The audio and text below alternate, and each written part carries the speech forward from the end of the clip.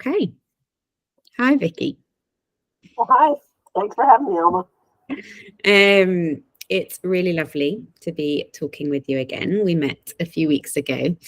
I'll introduce myself, even though, of course, you know who I am from our emails and previous meeting. But I'm Alma. I'm a final year trainee in the systemic family therapy course at the Tavistock, which is where I am right now.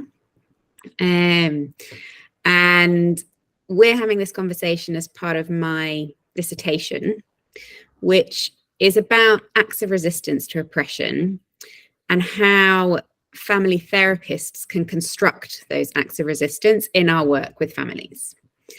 And I'm a Jewish woman, and I think that's part of where my interest in resistance came from, is family stories and cultural stories, but also just the work. So I've been working for more than 10 years in children's services, and working with lots of families experiencing extreme hardship, poverty, oppression, violence, and seeing that, and then seeing how sometimes our work seemed to be making things worse. The way we talk with or about families just seemed to make them feel worse and worse.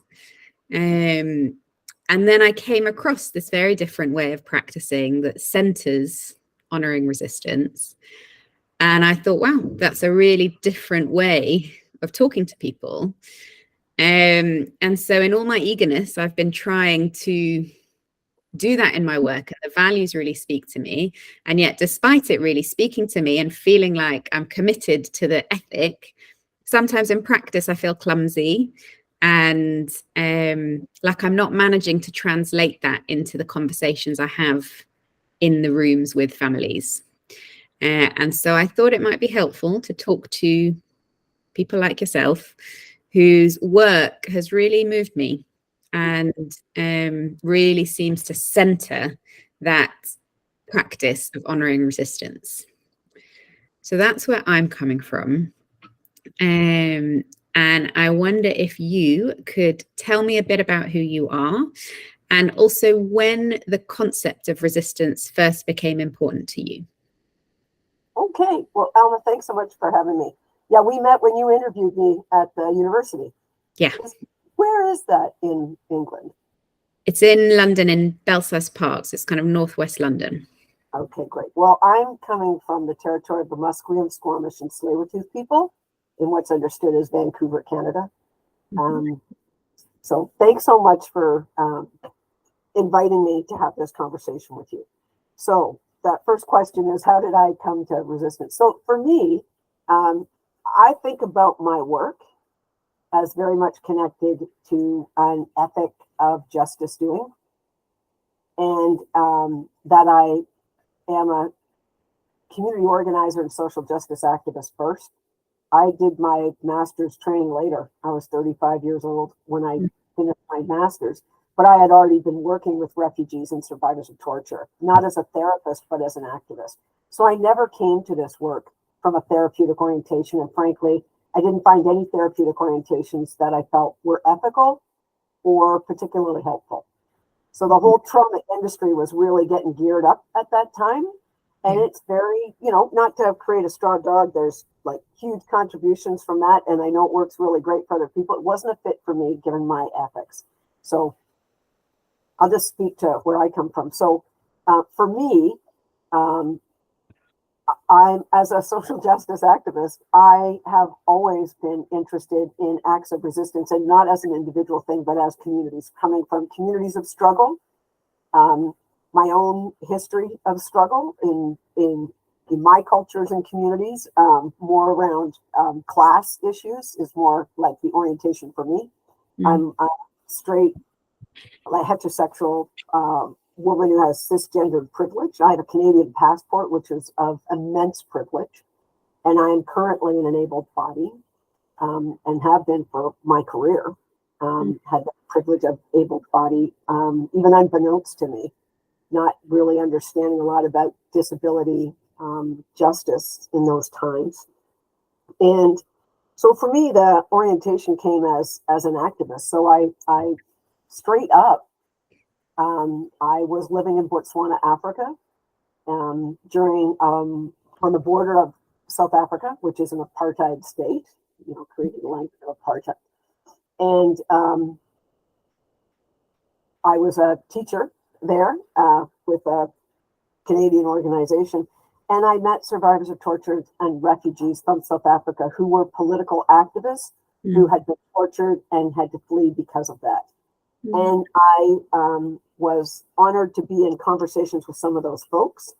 And all of it, as an activist, I was just working in solidarity with people. This was entirely just conversational, like just relationships. I wasn't anybody's therapist or confidant or anything like that. But I did create some really close, very spirited solidarity conversations because I was also wanting to be participating and working in solidarity with the struggle against apartheid and learning a great deal. At the time I was in my early 20s about white supremacy. And so it never had occurred to me to ask any kind of therapeutic questions or any of those kind of trauma questions to people about the ways that they've been harmed. It always, what I was interested in, I knew that there were acts of resistance. That's what I was asking people about. I didn't ask people how they were humiliated and tortured. And I didn't feel that was I didn't feel I had a right to know that. And I have a PhD now, and I worry about a PhD being a doctorate in arrogance. Like, I really believe that that professionalism has done some horrid things in terms of power relations. And so that anything you have a curiosity about, you're allowed to ask about. And I think that's one of the reasons when you started by saying some of our work is making people worse. It's because we're tracking our own curiosities and not a collective ethic of what you. So I would ask people stuff like, how are you alive? Just straight up, this is amazing. How are you here? How are you alive? How'd you get here? How'd you get out of that? How did you survive that? That's it. And just staying with people and trying to hold a space, a solidarity space. This is mutual aid that I was involved in, not therapy. Dean Spade, critical trans theorist, has recently written a book about mutual aid, how communities of struggle and communities under attack have always helped each other without moving to the state or trying to call police or social workers or any of these other family policing systems, that can cause way more harm to families. And so for me, this was definitely a part of mutual aid and I felt really honored to be able to bear witness to people. So the place that this also comes from for me is around witnessing. So for me, witnessing people's sites of resistance, that word witnessing means a lot to me. And I think for me, it comes from direct action activism. But also when I think about, I was running Amnesty International's campaign. I was part of the campaign against the death penalty in the United States. And what's important in all of those international movements was the witnessing from other countries. The witnessing from other people mattered. So I will just say that, in those desperate situations, and I worked for, I believe, 20 men, it might have been 21. All of them were executed. I think there was something about witnessing people's acts of resistance, even in situations in which you're not going to survive, that really matter in terms of staying human. That those ideas about staying human. So for me, witnessing is an activist community that's actually that goes beyond nation states, particularly my work with survivors of torture and refugees. Before I did that as a quote therapist, I was involved in those struggles as an activist. And what matters is, in Canada, for example, we're on Indigenous territory, soaked in the blood of genocide. We have the missing and murdered Indigenous women, girls, and Two-Spirit people here. This has been happening for 500 years since contact. But in the last 20, 30 years, 500 years of Indigenous resistance has resulted in a real movement. And, the world knows that Canada has disappeared and murdered all these Indigenous women, girls, and Two-Spirit people, and that it's ongoing. And there's something about, the Canadian government getting letters from Kenya and Indonesia from citizens about what they're doing that matters.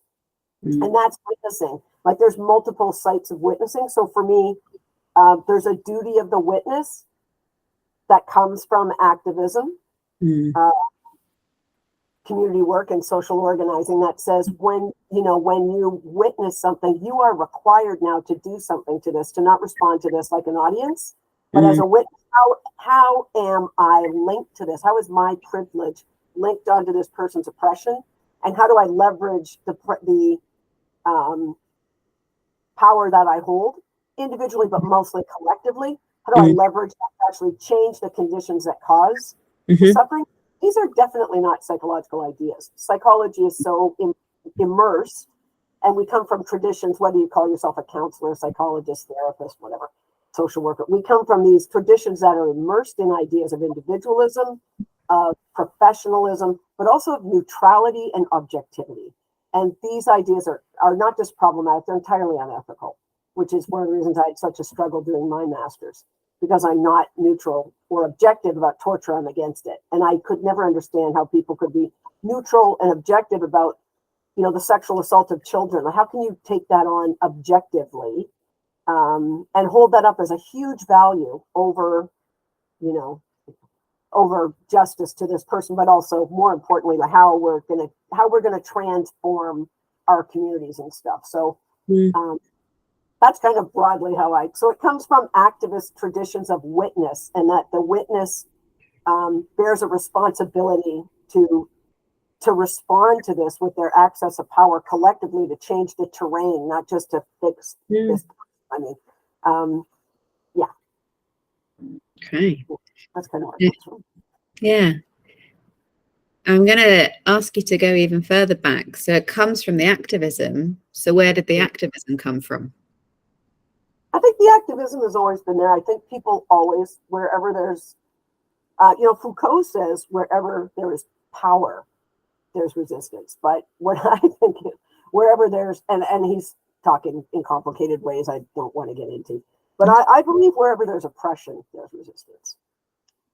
I know that there's always been resistance to oppression. And so, for me, those sites were watching my collective family's oppression and their resistance against those kind of forces collectively, culturally, watching the oppression of the education system and the ways that my family didn't benefit from that at all, and how that's tied into so much other family policing, these other kind of ideas.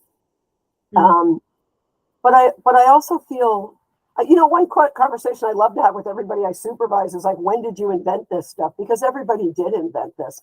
I remember, this is just a little story, but I was in grade 2, I guess.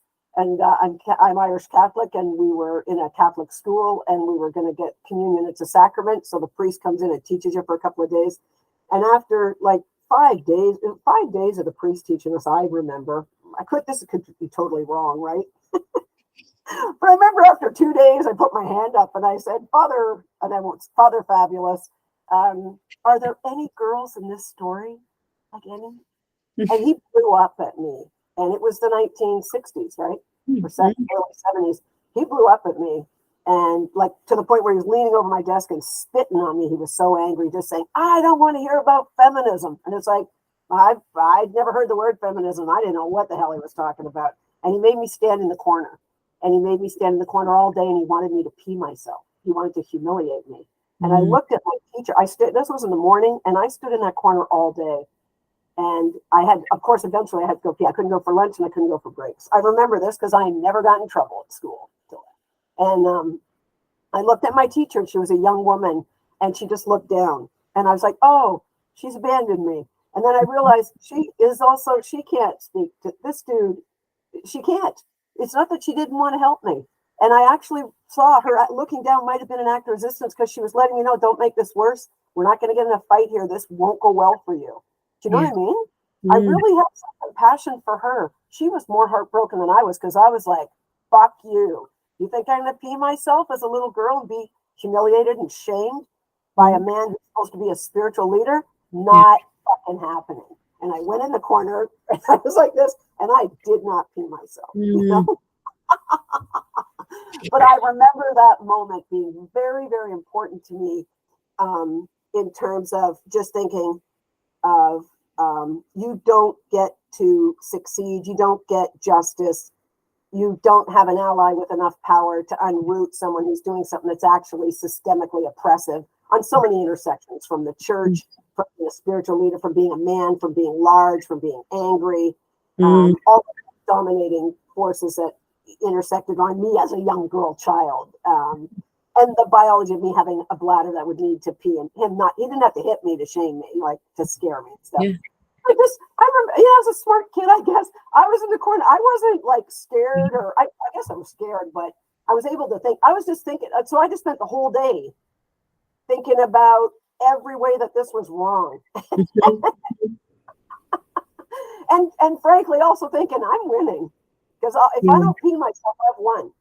You know, that's winning, and winning isn't justice, right? So like, I think everybody has these acts of resistance that when you first start to pay attention to your own acts of resistance against things that are systemic, and start to connect yourself with other people in that, and start to get, we get an education from that. I've always been involved in activism and direct activism. I was in university, of course, I was in the student union. I was trying to get bus tickets, just that kind of movement. But yeah, just being very invested in anti-imperialist, anti-capitalist politics, from ACT UP, Queer Nation, fighting AIDS, because I was in Africa, in Botswana, Africa in particular, during AIDS. Botswana ended up having one of the highest infection rates in the world. And the day that I left Botswana to hitchhike across Africa with my partner, the newspaper headline said, Botswana has no AIDS. This was 1989. Botswana has no AIDS because we're a Christian country and we have no homosexuals. And just seeing the intersections of all that oppression and how that worked alongside, of course, racial capitalism, to see the deaths happening. So, and then I was living in California, and I was with, Queer Nation, ACT UP, we're fighting AIDS, and having that mobilization and intersection, and me being a straight person and being a white person. And yet the solidarity I was involved in was for mostly queer people and Black people in Africa, right?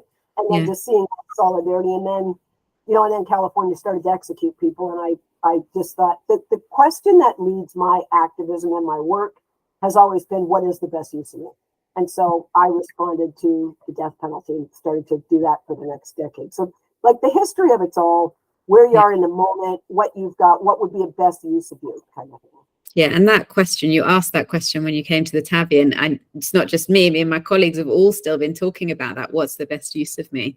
And I think it's such a simple and brilliant question in itself. What I'm hearing you doing, both in that classroom story, which has particular resonance for me because I was incontinent until I was a teenager. So while I'm now able-bodied, I spent my until I was 12, 13, weeing myself all the time. And what I'm hearing you do, which I don't think I've done before, I've thought about the bullying I experienced because of that, and I've called it bullying. And now when you're talking, I'm thinking of Shelley Dean's work, where she kind of, investigates that name, bullying. What do we mean when we talk, when we call something bullying, and not linking it to sort of wider systemic oppression? Whereas even, in your second grade classroom, you're like, this is wrong. And this is wrong on many, many levels.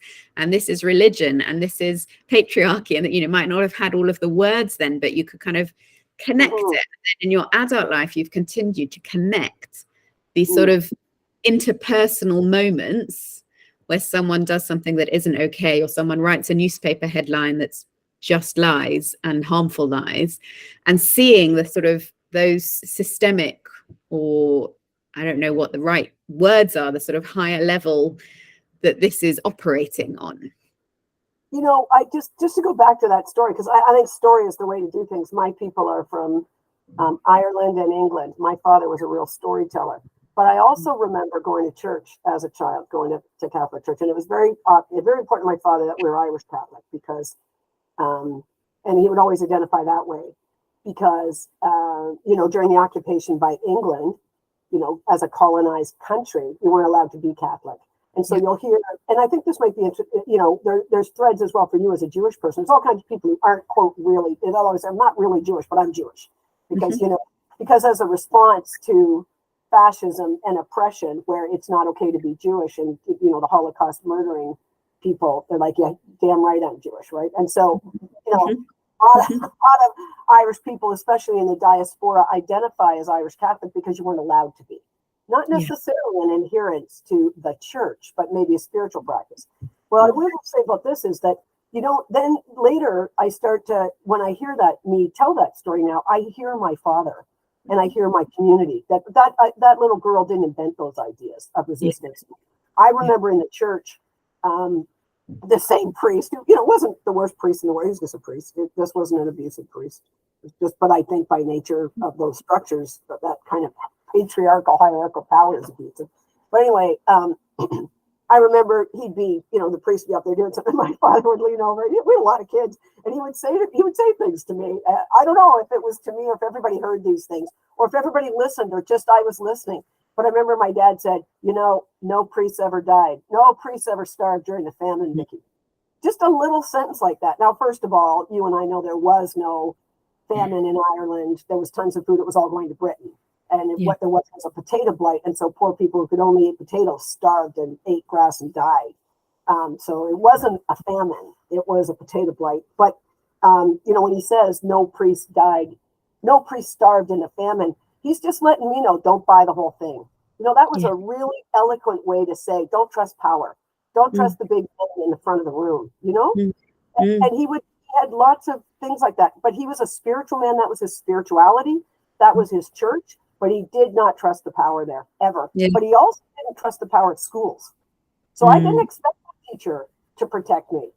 Because, he didn't have a lot of truck with that either. That these particular ways of being were held up so much, and that all these other ways of being were ignored, and all these people were stupid and ignorant, and that landed in class politics in terms of who gets what jobs and professionalism, which really is a roadmap for me. Like, it's interesting. I have a PhD. I've been an adjunct professor. I'm a therapist, but I am gravely concerned about, for example, my organization of clinical counselors that I've been paying into for like 25, 30 years. From my perspective, the majority of the money that it's got, what it's doing is trying to make sure nobody else gets to call themselves a therapist. So what about Indigenous people who are the people of this land who have great sacred ways of being? They're not qualified. They're not going to get, quote, access to the government money. All of that skepticism and tracking of that kind of politics, which is a class politics, that comes from my family and my communities of struggle. Like, no one invents themselves, right? So it's really cool that once you start to get interested and ask questions back, there's who were you getting these threads of or overt act resistance from? So it's always been ubiquitous in my life that resistance is a thing that is honored and matters. And it's always present. I want to ask about your clinical practice, and I'm conscious, even in doing that, you've already said, you didn't find in all of your studies an ethical clinical practice, right? A framework that for you felt like it enabled you to work ethically. But I know you have worked clinically. So I guess I want to know, in that clinical work, and I'm really interested in clinical work with families, or where there's or couples, or, there's multiple people in the room, all connected somehow. How do those ideas you have about power on a macro level, how do they actually then play out? How do you make use of those in the room with a family? Yeah. Well, I just want to backtrack a bit. It's not that I'm saying that there's no ethical frames and stuff. It's just, for me, my work, if you look at my life work, is about ethics. It's about the ethical stance that we come to from the work. So what I'm saying is, I don't think there's any such thing as a neutral tool. And I think we got to be really skeptical about, in particular, therapeutic schools of thought where people think they've got the answer. Like, systemic therapies, that's the answer. Or response-based practice, that's the answer. Or narrative therapy, that's the answer. Or CBT, this is the answer now to trauma, quote, trauma, which is itself hugely problematic. I don't like any of that psychological language that obscures all the violence and oppression and locates the problem in the person's individual brain. But for me, I think that there are very useful theoretical orientations to the work. But you have to, I believe, that the work is for practitioners to have a rich engagement with their ethical stance. so that the practice it emerges from the ethics. It's not that you go take a workshop on CBT and you graft that onto an intersectional anti-colonial politics, right? Yeah. You know, so Yeah. so just first off, it's not about any particular theoretical orientation. I mean, some are obviously better than others and stuff, but for me, it's like that's got to be grafted onto a rich engagement with ethics and accountability. So that's the concern. Okay, but then the question about like, so then how do we address power in the room? That's what you're kind of asking, right? Like, what does this look like with a family? Yeah. Yeah, what does it look like with a family? Well, I'll just give you one example that that mattered to me early in my career. I remember working at a program, and there was a young woman who was experiencing a lot of disordered eating to the point where she was, really close to dying several times, taken to hospital, force fed, all kinds of like outrageous things going on. And when the family, I just remember when we were meeting for family therapy, this is in my early days as a therapist. I remember just, the social workers' directions and everybody's directions on what to work was to work on her eating disorder. But for me, I never had a problem saying this isn't about her particular eating disorder. This is about misogyny. This is about the policing of young women's bodies. This was also a family that had a lot of money privilege, a lot of class privilege, and how that's differential in terms of the body shaming. Feminine identified and trans or non-binary children are differently body shamed in rich families than poor families. Like there's an intersection of all these kind of things. So, so I wasn't asking questions about what she ate and how she ate it and who she ate it with and all that kind of shit. How many times she ate food or whatever. There's, Yeah. Did you say something? Yeah, no, I was saying like I can hear in what you're saying. Like you're not saying there's no place for a conversation about health. Like is she eating enough? You're not dismissing that out of hand, but that's not what you needed to do. Yeah, because basically I'm decarceral. Like I'm against policing, prisons, surveillance. I mean, when I say family surveillance, I mean family surveillance. So I'm not going to participate in a carceral politics. Like I was decarceral. I was working against the death penalty at that time. And the last thing I was going to do is start to police this young woman's caloric intake and stuff. Yeah. So we're participating in a theory that's really from a carceral logic, right? What's the crime and what's the punishment? Like how are we going to do all this? But I just remember asking a question about where these ideas come from about what a body's got to look like. What's your body supposed to look like? Because she was saying, I don't look right. This isn't the right language. So, but because it's a family, I think it's really important. I asked the mom, what are your ideas about your body? And she was like, we're here to talk about my daughter. And I'm like, well, I think we're here to talk about bodies, let's talk about this. And then I asked the mom and the sister, and I asked this young woman who was the quote client. And then I turned to the father, and I remember I was young. I had long blonde hair, had tattoos. Like I don't have the stuff that makes you the quote professional who's going to get listened to, especially speaking to power, which was a rich white man in the room in a very cisgendered body, doing a lot of patriarchal, and he was doing a lot of patriarchal positioning in politics, to let me know he was running the room and he was okay with me starting and all those things as a young quote girl therapist. And I just remember looking at him and saying, what's your relationship to your body? What are the messages you're getting from society about what your body's supposed to look like, and how do you think you're measuring up with that? And as I said it, it sounded really cool because I videotaped it and I watched the session later. It just came right out. Like there was smoothness. But for me, Alma, I was shaken on the inside. Yeah. But I was brought up to be a good little girl. And you don't, little girls should be seen and not heard. There's just a lot of gender politics societally, that for me to be speaking to an older man across class privilege, because he treated me like a waitress when he first came in, and I have been a waitress. I've cleaned rich people's houses. He did not miss the fact that I was a servant. He was so disappointed. This is not what he wanted in a therapist, and he said that. He wanted a man in a suit, white man in a suit. Yeah.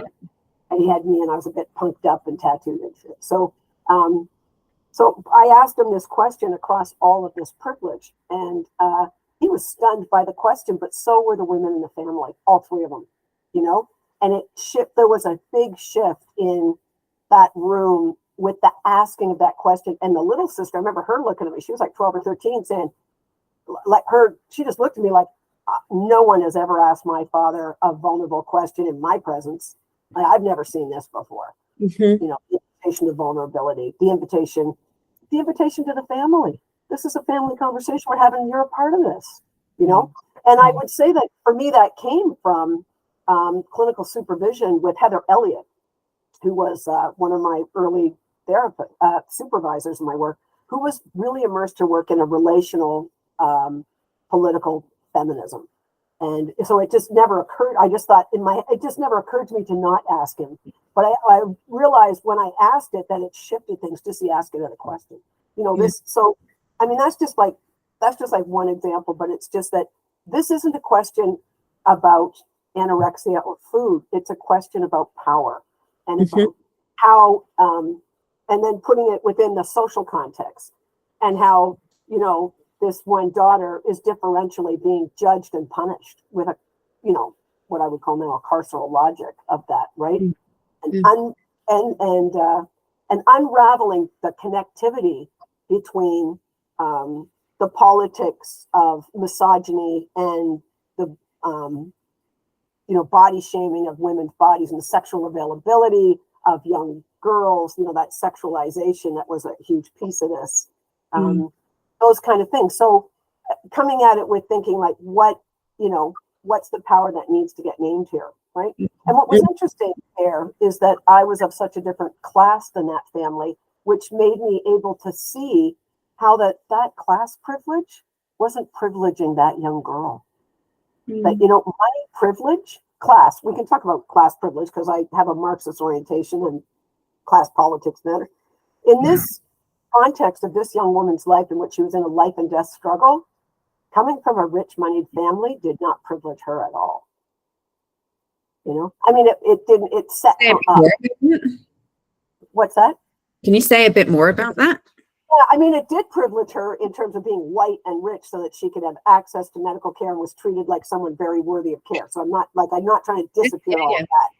But there was an intersection of having so much money so that this young one was in, like I was really athletic when I was a kid, and I would have loved to have like dance classes or synchronized swimming or, you know, all those like ballet, all that kind of stuff. But I didn't, that was about money. Instead, you know, I swam in the pool and then I lifeguarded because that's how you make money. It doesn't cost you money. Like competitive swimming costs money, lifeguarding makes you money. But so this young one was in all kinds of competitive, like really high-end athletic stuff, but like dance, you know, that kind of like, you know, the ballet, synchronized swimming, like this kind of stuff, like that kind of money privilege. But it, you know, the first person that taught her how to throw up was one of the coaches that she had in one of these many sports or art things that told her, you know, you want this long, lean body. You've got this, you know, you don't want to get heavy, not heavy. You don't want to even, we can all talk about all the ways that that's talked about. That's such dead language. But anyway, yeah, she was taught to calorie restrict and do all kinds of other things and throw up actually as part of like the coaching of all of these and trainings of all of these kind of things. And also the fact that the scrutiny of her body and her mother's body are held to a different standard than women in poor bodies.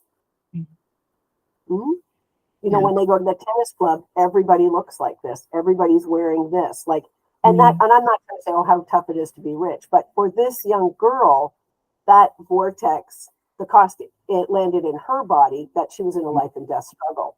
And for her parents, you know, their money, that money privilege, you know, set them up to have I can't imagine what it's like to have a daughter who's in a life and death struggle. And the other thing is they were trying to throw money at that problem because that was their orientation. So she's, you know, been to a lot of big, rich American treatment centers and seen $250 an hour therapists. At that time, that was a huge amount of money. And then they ended up getting help at you know, in this like really dinky little program that was just a one-off program with everybody, you know, and whether her daughter mixed with all kinds of other people and didn't, you know, and her money privilege didn't make it any, of course it was obviously different for her participation and other people's participation, but that's what actually allowed her to start to make some connections and get a handle on the resisting the kind of body she was being policed into. Yeah. Yeah. It was very systemic. I mean, the other thing I'm thinking about the whole time is also her sister and her sister's body and her mother, the body her mother's in, and your body, like all of these things. I'm hoping that's an okay example. Yeah. It's really helpful. And I was asking you to say more because I'm interested in that nuance, because sometimes conversations around privilege can not be nuanced, right? There can be a sort of simplistic power analysis, like, okay, this person has power, this person doesn't, therefore that actually loses something of the actual relationships between people and between people and the world. Yeah, and I think in that situation we were all white people. Yeah. So there was a whole, and it's not that I didn't bring how, us all being white also impacts this relationship, because I would have. But just thinking about that power is extremely complicated. Like, accountability is one thing, and we need to hold on to accountability in the context of things. But that, you have to have a nuanced understanding, like in this actual context, who is at risk and who's vulnerable. This young girl was very vulnerable and almost died. Was in a real struggle for her life, right? The other thing was her access. It's just interesting for me as someone who's so working class and oriented towards class politics, that was the first family I worked with where I saw having a whole bunch of money didn't make this one intersection easier, right? Yeah. It's set up this way, right? And then thinking about the fact that, power is also generative, like power can do some things as well. Everything is an oppression, right? Yeah. Like, how do we, have a real intersectional analysis and understand, like sometimes people talk about oppression when what they're talking about is prejudice or something different. There's something about oppression that says there's a structure behind this that's really holding it up, right? And so I know for myself, and I guess again because I was very fortunate and privileged, because I had a university degree and was able to go to Botswana, Africa, like to learn a great deal about white supremacy by being in Botswana while Nelson Mandela was in jail in South Africa during during apartheid, and the fact that there was a lot of dialogue in the community that I was in, and a lot of education for me. So that, like, always as a white person, learning about that on the backs of, for me, Black people from Botswana and from South Africa, to my benefit and to at their cost. Just always being open to the reality. This isn't just knowledge. Like, that there's an exchange here that's got a cost, that's never about fairness, and that justice never delivers fairness.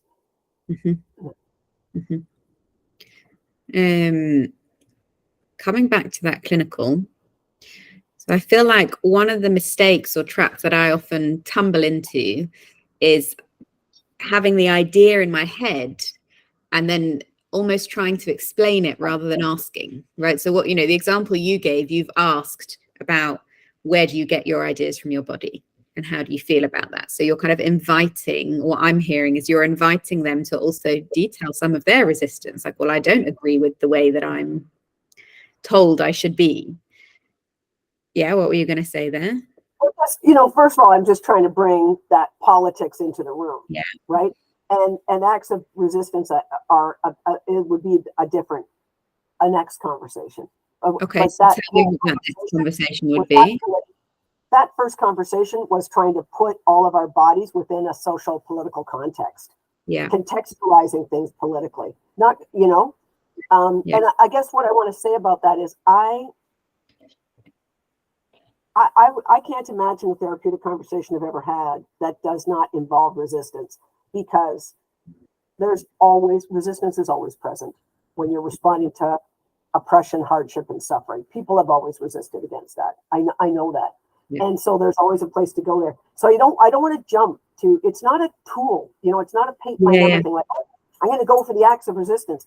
Like, we have to create this relationship of respect and dignity with each other that actually meets the person, that builds a bridge across all of these sites of power that I hold, Like even in that conversation I was just telling you about, what I would say is I needed to resist therapeutic privilege, because as a therapist and a working class person, that man was really rude to me actually. And originally, and I don't think it was rudeness now. I think it was him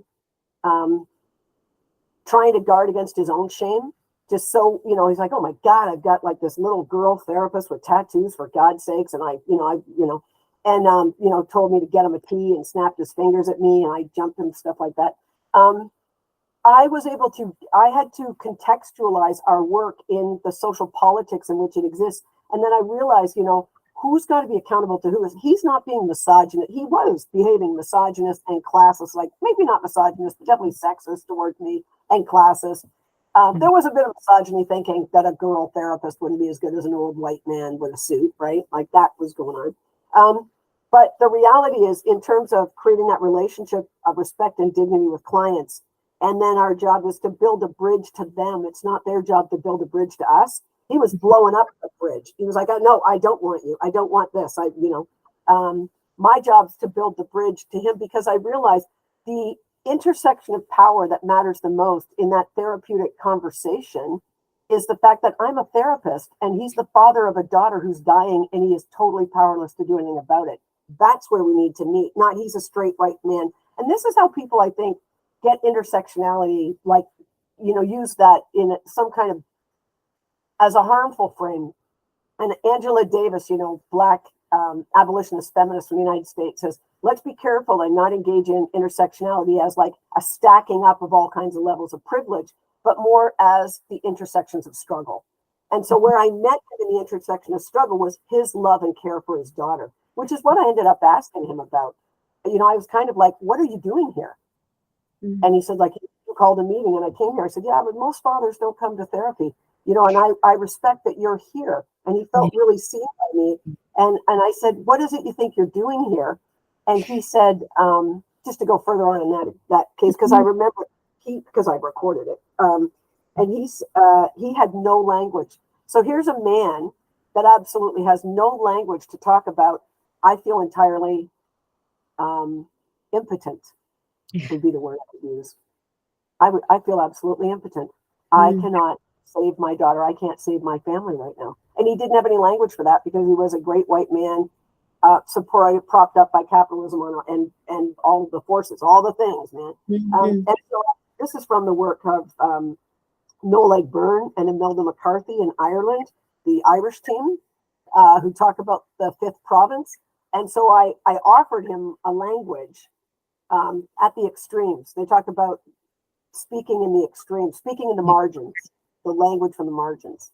Like the Book of Kells, the illumination is in the margins. Like the Bible's here, but all the illumination is in the... So the illumination is in the margins. So I brought up the dialogue from margin to center and asked him, are you afraid your daughter is going to die? And he said, yes. So he had no way to say that. And then I said to him, you know what? I want you to know your daughter's in the right place. We have helped families like yours, but you've got to let me run this ship.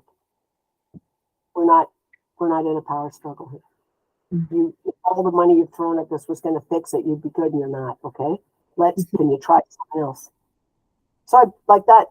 I had to do that, and so that honored his resistance. Like he was trying to be the guy running the show, but I was letting him know that's a bad tactic. You haven't not a good tactic. And so I think putting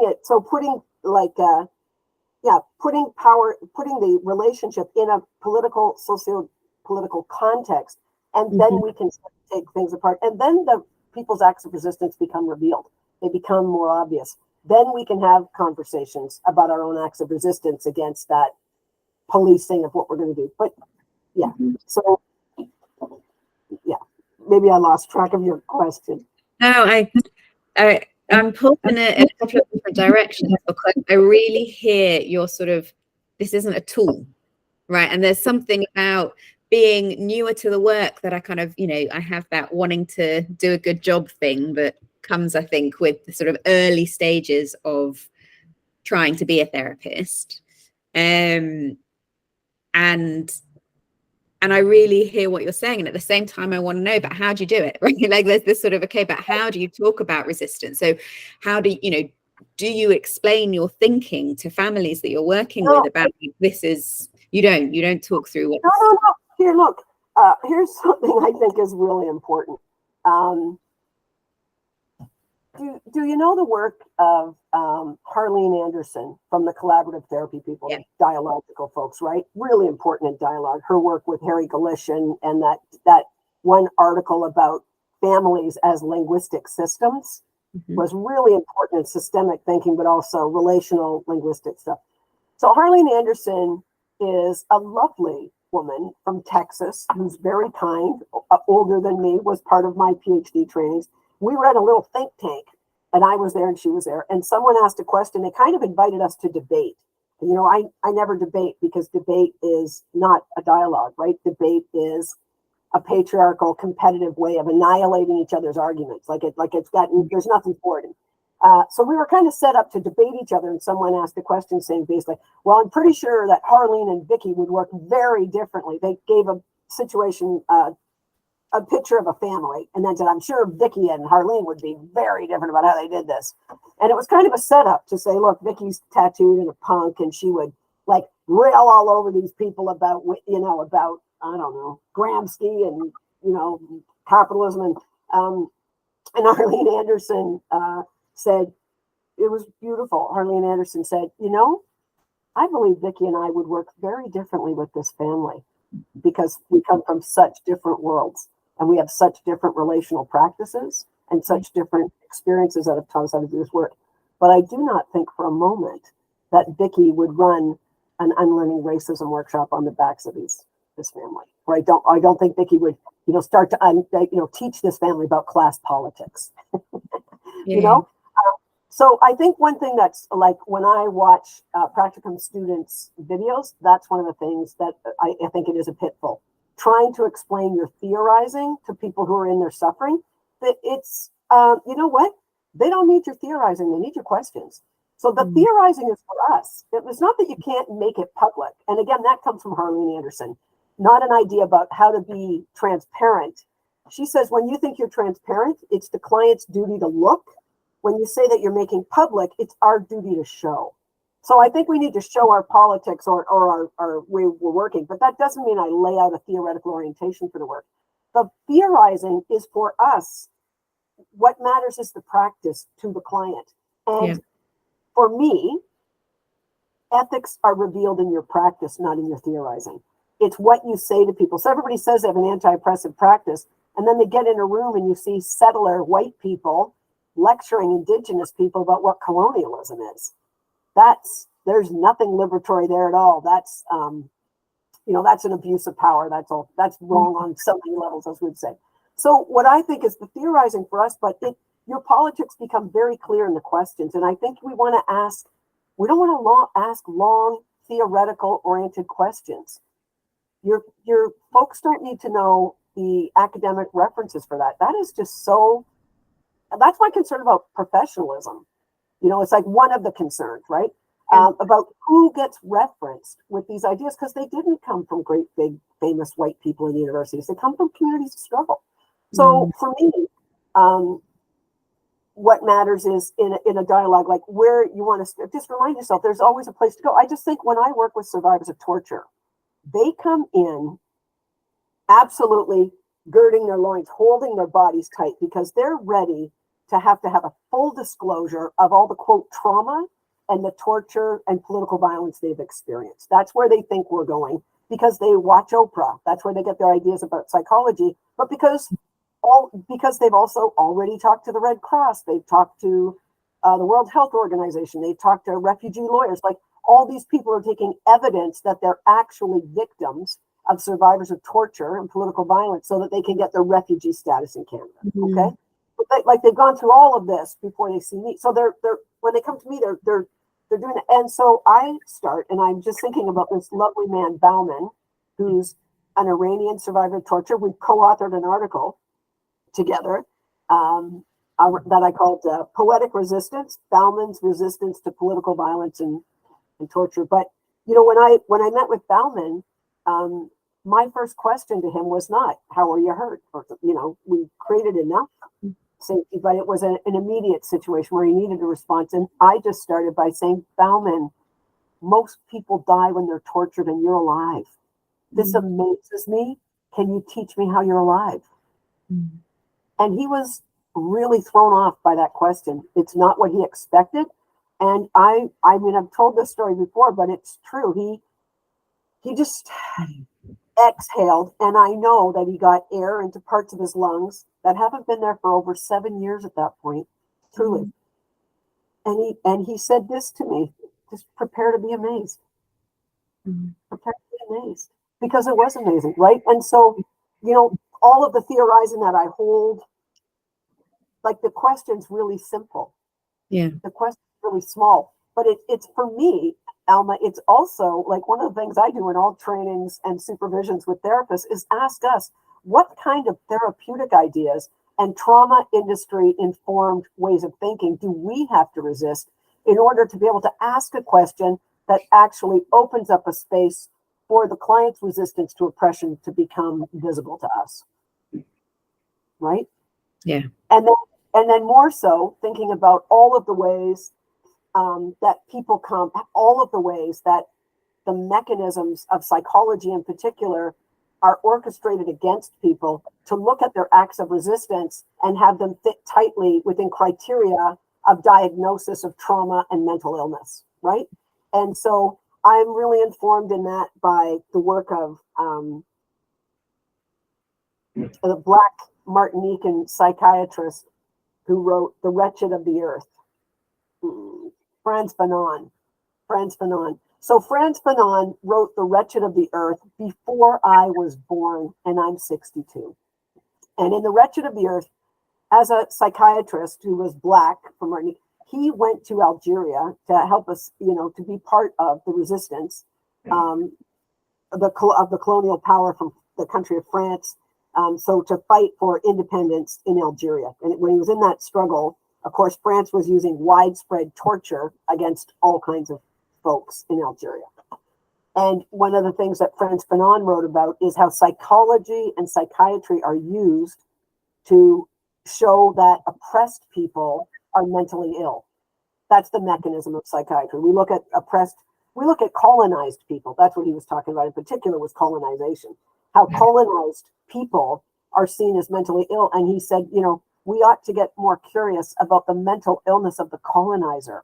It is not mentally well to torture people. Where's the diagnosis for that? There's none. If you look at the DSM-5, if me and 10 other direct action activists got together for a weekend from different locations, we could orchestrate a book that would tell you what's not mentally well. And it wouldn't involve any of the shit that's in there now. I mean, maybe, maybe. But from a social justice perspective, it's like, where's hoarding? Like true hoarding, like people that have enough, are willing to burn enough petrol to take something that looks like a penis and fly into space in it. People are willing to seriously burn like $1 billion or something to get like high up in the air. Like that's not mentally well. Where's the diagnosis for people who are actually committing, really killing our earth, right? Like really committing assault against Mother Earth. Like where's the diagnosis for that?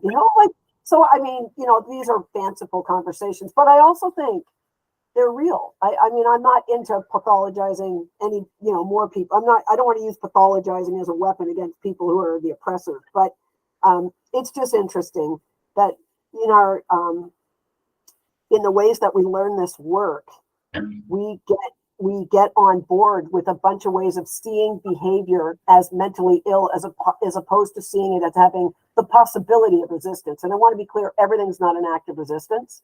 But for me as an activist, why I came to acts of resistance is I was already in that world before I became a therapist. So me, I'm kind of grafting therapy onto an activism that's always been immersed in acts of resistance and sites of resistance.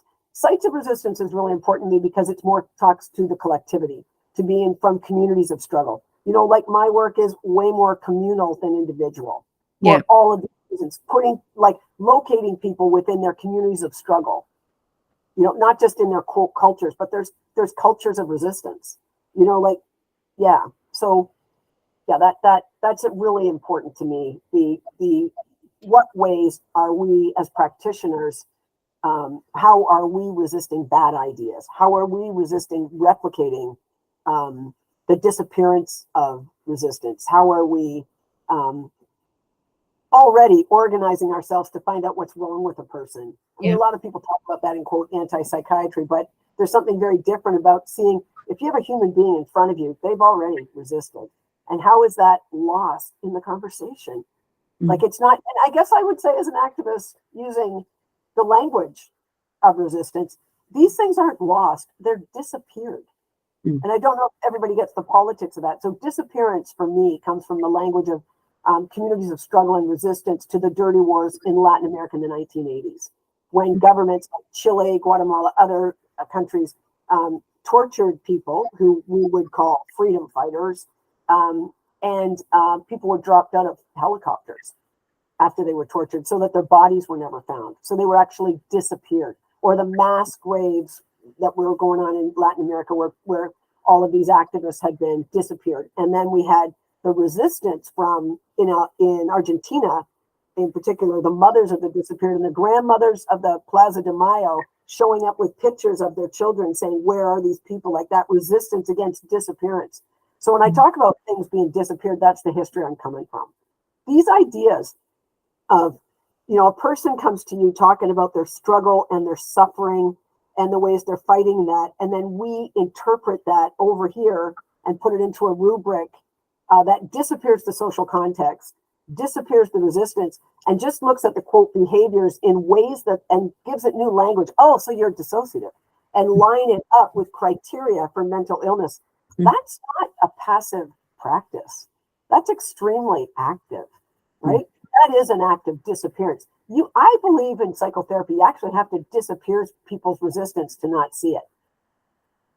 You're actually taking a position that's making it impossible for that resistance to be revealed if you're not seeing it, because it's there. It's there as equally as, quote, mental illness struggle is there. Yeah. Although I am thinking about how families have often already learned so much about the ways that we talk about them and the sort of pathologizing discourse that so often they come in replicating those same discourses or say, fitting in with those boxes that are already made, just as we have them, they've got them there too. They know that's what we're expecting. But sometimes people come in with a diagnosis that gives them some sense of peace. And I mean, truly, like authentically, it's useful for them. I don't arm wrestle people out of that. I don't tell people I've got better ideas about how to understand that. I think in those situations, they're actually resisting me because I could be oppressive by taking away something that's real and meaningful for them. This isn't fictitious. I don't mean to be patronizing in any way. So like we also have to resist our own arrogance that our ideas are most useful for everybody. Yeah. That irreverence to self as well. A fluidity around how to be useful to people. You can have an orientation that's looking for sites of resistance without having to be right or put people on the ground. Yeah. Right. But you also have to be humble to know that you're not, these are just sets of ideas, and sets of ideas aren't always right in different contexts. People have a right to make sense of the world as they do. So but I do see that there are times, when I've invited people, when I'll just get excited about something and say, man, like, how did you think about, like, wow, that's like, I might bring the language of resistance, but what a way to fight back by staying quiet, and then, we are inviting people to have that resistance made visible to themselves. And then there's always the questions are small and easy. Where'd you learn that? How did you think about that? Shit. I think if I was that scared, I wouldn't have thought of being quiet. I might have just screamed. How were you able to be thinking in that moment? When that guy told you, if you make noise, I will kill you. You were able to stay quiet. How'd you do it? Where did you think about that? And how did you take a moment? Like, how were you able to access your brain? That's amazing. You were actually thinking at the time. I might have just responded, so there's always it's always there. It's always available to us to have that kind of conversation, right? Yeah. This might be often it is a whole new frame, just because if we think about things like gender-based violence, you know, we've got such a huge rape culture discourse about victims, right? And about what is acceptable resistance and what is not. And just the fact that resistance is always something that would be accepted in a court of law. Again, this is carceral logics, where psychology continually lines up with carceral logic, where we start to play detective or like we're starting to build a case.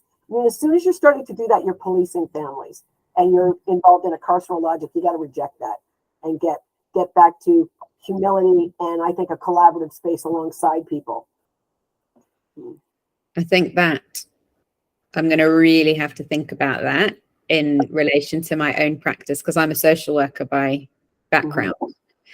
And that's, when you're in that role and you are an agent of the state and there is state power behind your decisions and actions, and it's a really ethically complex role. I have immense respect for my social work colleagues because I think it is not an easy job, and they are wanting to support children and families, and it's not always possible to do that. And I'm thinking about those families, and I'm thinking about so many families where you're working with people where there's sort of perpetrators, victims, there's people within the family hurting each other in different ways, whether that's physical, sexual, emotional. But I'm thinking about those families. There's lots of families where we would decide, okay, we can't see everybody together for whatever reason. But there are families where we can, and we do, and we kind of try and see this family as a network or see this couple together. But we're witnessing the harm in the moment. We're witnessing sort of people making use of patriarchy and the way they talk to one another, people humiliating their children, and that's happening in our rooms. And I'm curious how you use your ethics and your sort of passion for identifying sites of resistance, honoring that resistance, naming the power, explore, connecting it to those broader systems when you have in the room these families or relationships where that oppression, that harm is happening. Okay, well, so the structure of my work is different. Like, I haven't really seen mandated families. I'm trying to figure out how to answer this question. Certainly, so the family work that I have done has been mostly a youth is in a voluntary program. That's a drug and alcohol program, and we have family sessions as a piece of it. So I'm not, and so of course in those conversations you have all kinds of power at play and stuff with folks. I guess one thing that I would say has been, so often young people, they'll be 14, 15, and I'm like, we're going to have a family session. They'll be like, I don't want to meet with my family. And I'll like, it has to be, first of all, it just has to be volitional. People have to have the right to say yes or no, or else I don't think you're doing therapy. So I don't know what, it's something else. And it's on the trajectory of family policing. It is. So one of the things I'll say to young people is, I think, you are going to go home and live with these folks. That's the plan. or it isn't the plan. Sometimes it's a plan, and there's a, what would be in, and just help, what would be in it for you to meet with your family? What wouldn't? But I'm not going to coerce a youth. But I will tell them, here's some things you should know about me. And I'll invite other youth who've had me in their family sessions to have a conversation about how the family session went and what we did that worked and didn't, so they can really collaborate and decide for themselves. And these aren't, quote, families that have been abusive or not. Like, they could be any family and every family. So but sometimes there's been these real histories. So I think what's really important, and I think I got this from the Boston Conversations Project, and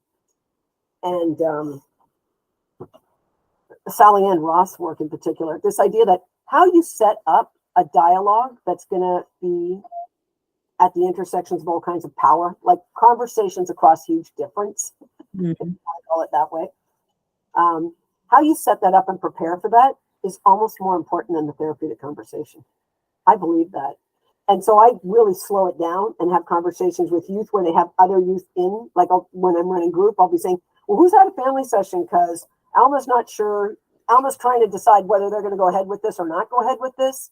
I'm all for it because I think Alma's plan is to go live with her family. So I think it'd be useful, but I'm just thinking from other people, like, so I don't pretend I'm neutral. I would like to have a family session. And sometimes I don't want to have a family session because the youth's not going home and the parents just want to humiliate them. And they don't have a right. We get to have a family session. Like, yeah, you don't. You don't. I have no confidence you're going to not humiliate your child in front of me, or that this is like, I don't know what your agenda, like I'll have a dialogue and ask about the agenda, and the agenda is to spank them in public. And it's like, it's not happening. Like, or to get them on their knees to apologize. It's like, that's not how repair works. Like, so anyway, I slow stuff down and we'll have a group conversation about everybody talking about their fears about family session and their hopes and but also what some of the structures that were useful. So one of the things that I often do to start that kind of family work is use something we call talk listen. And I've written an article with Poopy Delay about this stuff. It uses Tom Anderson's reflecting team stuff, but I tell the parent ahead of time, here's what we're going to do. Here's what we're not going to do. We're not going to have a fight. And we're not going to have any disrespect because that's not therapy.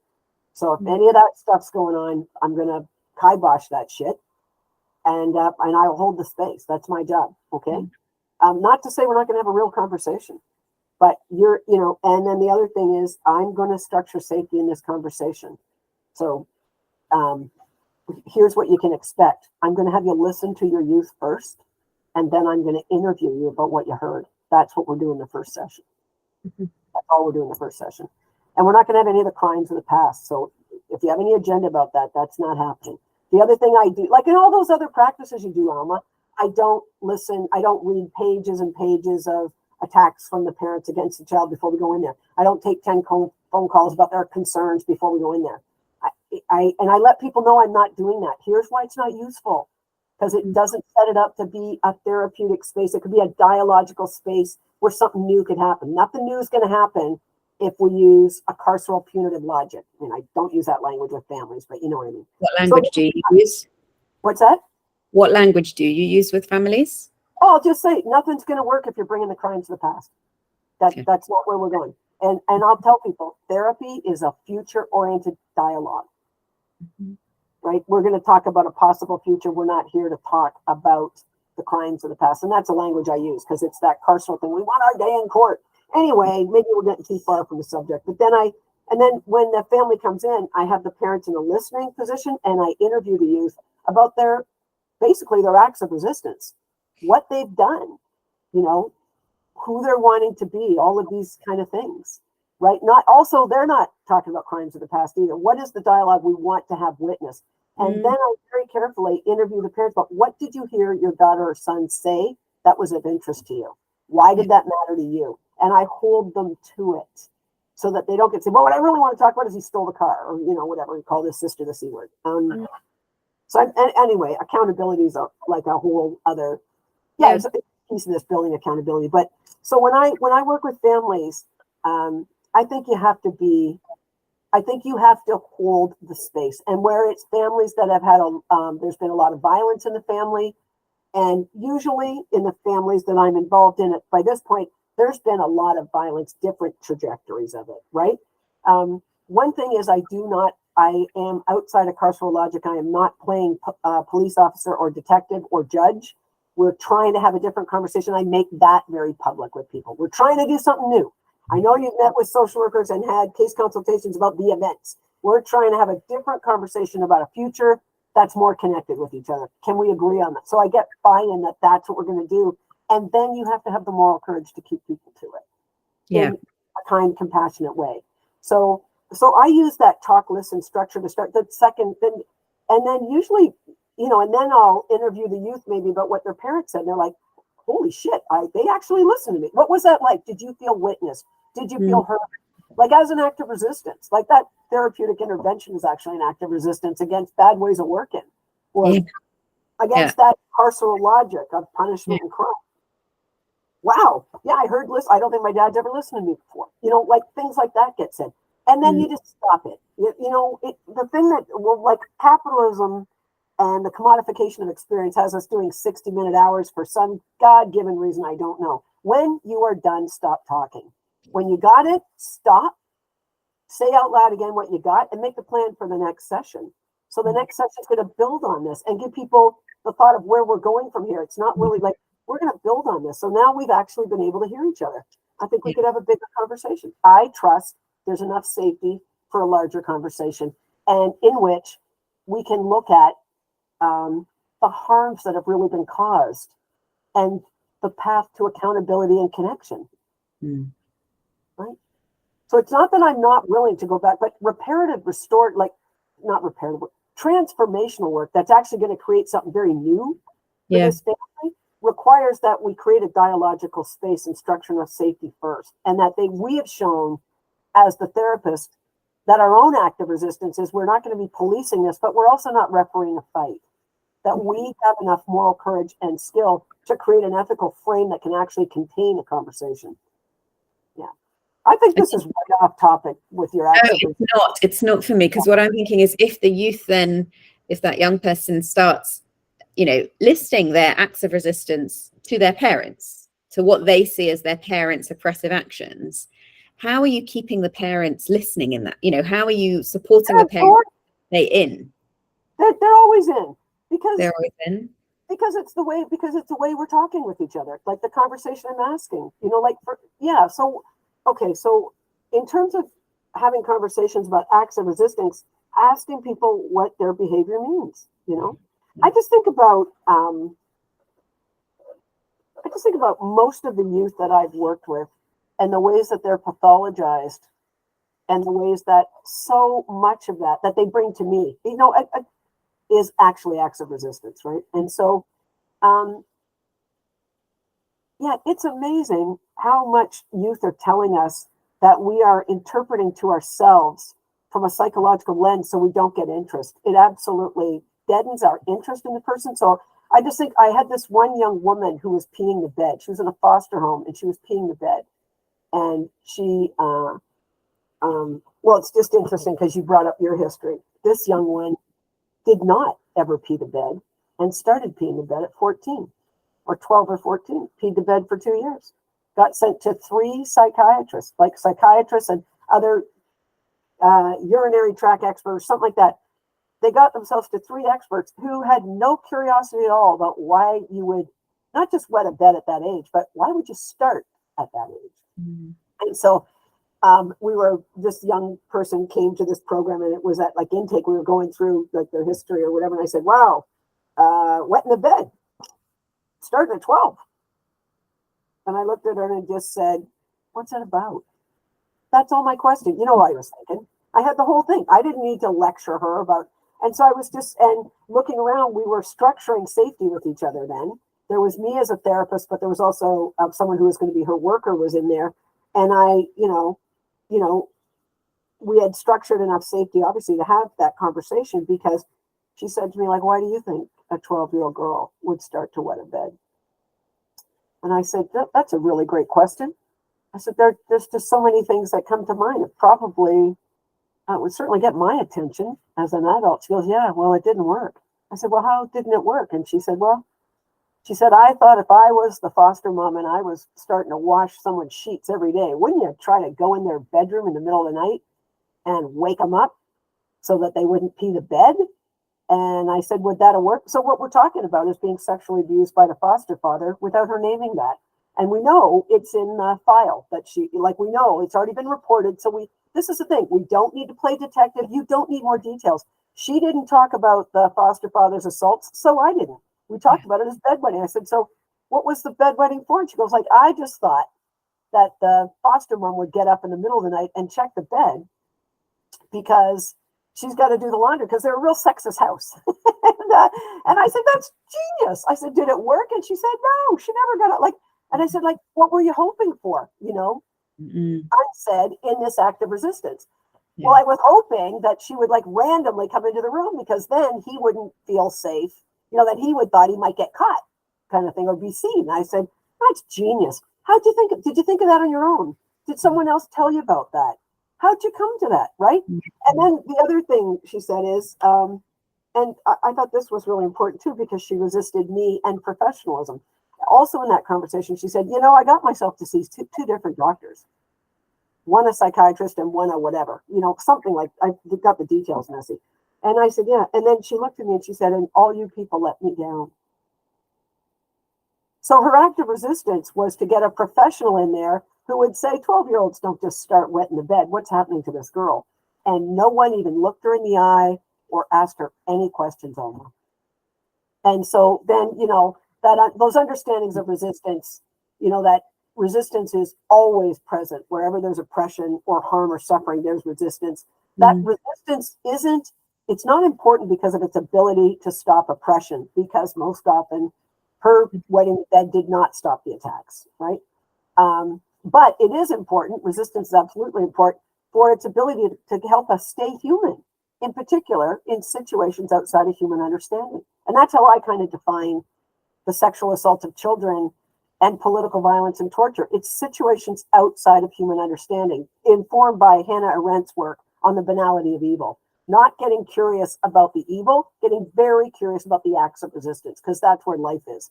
And so we had this amazing conversation without her naming all of the quote trauma. I didn't go into a trauma account. I went into a resistance account.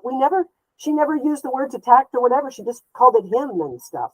I don't need to know all that. So what we brought up was like her intelligence, her creativity, the fact she tried to get really powerful professionals in on this. That was brilliant. But when she said that, you let us down, I responded to that with collective accountability and said, I am so sorry that we as a professional community didn't see your act of resistance and just saw this as a weak bladder. Like that's our bad. And that was brilliant on your part. So that like I step into accountability as opposed to saying, yeah, psychiatrists are bastards. Like that division, that's where the solidarity piece, that's the political piece for me. I need to be in solidarity that other workers, even if there's harm, it's not useful for her to try to say, I'm not them. I'm not them. I am a part of them. Acknowledge that you are a part of this. I might want to have my hands up and say, I don't want to be a part of family policing or coercion or something like that. But you know what? I've also had people go to a psychiatric ward, on my watch. So like you don't get to, one of the things Kathy Richardson likes that I talk about is, we're in a bathtub. You don't get to keep some of the water clean. This is messy work, right? So that, that dialogue was really informative. All we talked about was acts of resistance. And all that you need to know of the harms that were caused was enough to make the resistance make sense and visible, right? And also to resist the psychological diagnoses that give that that actually come down with massive power and dictate what the meaning of this behavior is. So it's very, when you watch videos of family sessions where people are really informed by acts of resistance and looking for sites of resistance, it doesn't look like great therapeutic. It's not smart people work. There's not big, long, drawn out, deconstructive Foucault, Derrida questions and stuff like that. It's really like, it's small because we're looking for these, as Goffman says, right? Who was brought to me by Ellen Wade, like those small acts of living. Yeah. You said before you felt like we'd gone far from the topic. What should I be asking? Oh, no, I just wanted to get back to more clear about acts of resistance because but I think it's really important for us as therapists to think about how are we resisting? What are our acts of resistance against harmful ways of behaving, harmful ways of doing the work? How are we resisting in our work? How are we resisting state violence and participating in that? How are we resisting the carceral system? How are we replicating it? But how are we resisting, like I said before, seeing people's acts of resistance only as criteria for mental illness, right? Yeah. And so I think, we have to be vigilant that we're actually engaging in a way that's actually in line with our ethics and our politics, right? And so I think about that hermeneutics of suspicion from Paul Ricoeur's work that was picked up by Cavalli, right? when I'm looking at people's therapeutic work, I bring that hermeneutics of suspicion, that hopeful skepticism. I am hopeful that people are actually enacting their ethics, but I'm skeptical that we're not. I'm trying to be useful as a therapist, not as a supervisor, not encouraging or comforting. I'm trying to be useful. And so that means I'm going to resist ways that I was taught to be a supervisor, which is all giving people a muffin and a hug and telling them it's okay. I mean, I really believe in that resisting prioritizing harmonious relationships amongst us as professionals over ethical relationships with the people that get called clients, right? How am I resisting, those ideas? All of us continually in acts of resistance in the site of resistance, right? A lot to think about. How has it been having this conversation for you? Oh, well, okay. I hope it's been useful for you.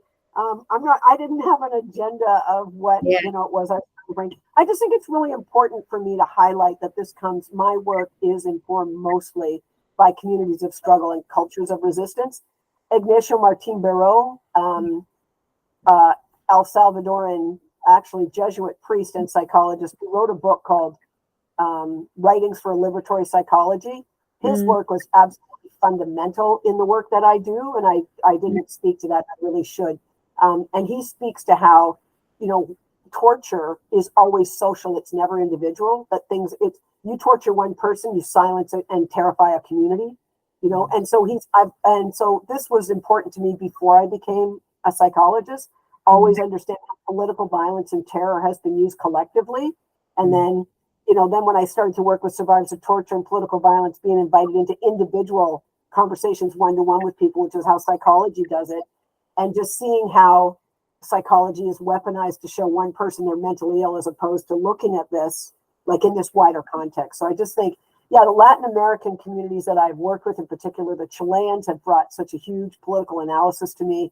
Also the Nigerian community and the Iranian community, those maybe in particular, taught me a great deal about resistance looking very different in a different culture than what I would understand. And so, and then just the politics of direct action activism and the necessity for that as a resistance against the neutrality and objectivity of our work, and how much we are embedded within carceral logics and family policing, and how do we resist that and actually create liberatory spaces. That's kind of the stuff that's that's the stuff that matters most for me in terms of acts of resistance.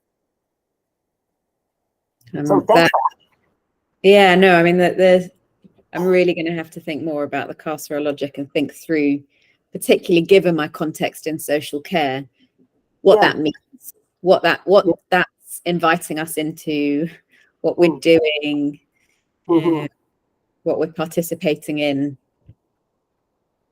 I would also say the Rape Crisis Center and Sexual Assault Centers, and working with, in particular, young feminine identified folks who have been sexually assaulted or raped, which is language we're just not invited to use anymore.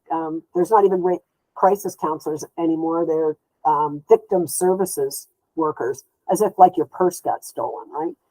But just thinking about having dialogues with young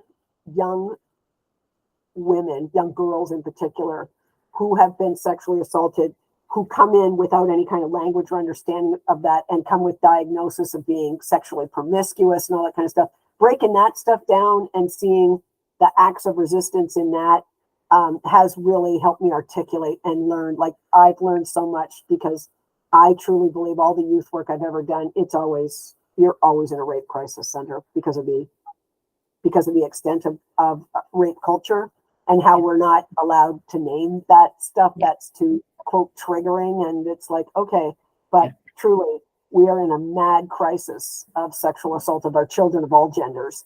And especially, I think about trans, non-binary, and two-spirit youth and how vulnerable they are. And just thinking about the interplay between homophobia, like that silences people when the perpetrators of a same gender and stuff. So, and then the collapsing of homosexuality onto being files, just how all those systems work, and how do we resist that to take it apart? But so much of what's just been called drug and alcohol counseling has actually been rich dialogues where I first, had dialogues with youth about resistance was usually in response to that. Them thinking they weren't raped because they went along with it, or why did I get in this car? And instead of lecturing somebody about, no, this is sexual assault, here's how it works, having that conversation about acts of resistance and the many ways they were against it, you don't have to debate them or wrestle them about it. They know they will, like, you're going to have a dialogue with them that brings forward those acts of resistance. That's actually been really key in helping me theorize a lot of the ways I think about this too. So that's the other conversation we didn't have, but I really appreciate this. Thanks for having me. Yeah. Is there anything else you think I should ask? You're the first of my conversations. So what do I take in? Some of the folk I'm going to be talking to. What do I? Yeah, really interested in this. Yeah. I'm really interested to hear all your dialogues and what you make of this. And I'm most interested, Alma, in what you're going to do with this. What's going to happen next on the backs of this, like where you're going to go, because, we, like I said, we haven't got it right. And this is not the end of something. It's building on things. And so I'm very excited about where this is going. Yeah. Thanks for that. Thank you, Vikki. I'm going to stop the recording there. Great. Okay. I hope that was okay. I hope that was okay for you.